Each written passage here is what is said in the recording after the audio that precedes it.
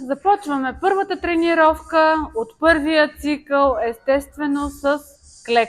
Къде сме ние без клекове? Така, много хора ме питат дали мога да направя дупе без клекове. Бих казала, че да, могат. Но ако вие се научите да правите клека правилно и да включвате дупето си в клека, именно в клека да включвате дупето си, а не бедрата, това упражнение ще бъде максимално ефективно за повече обем и ръст в седалището или дупето.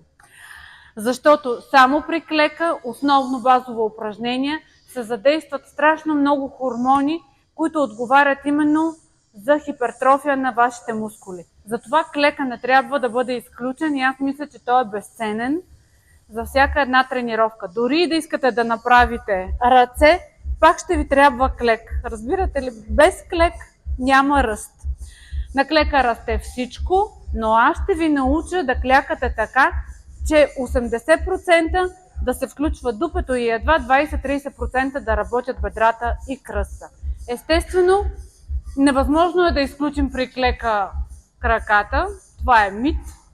Дори и аз усещам бедрата си при клека.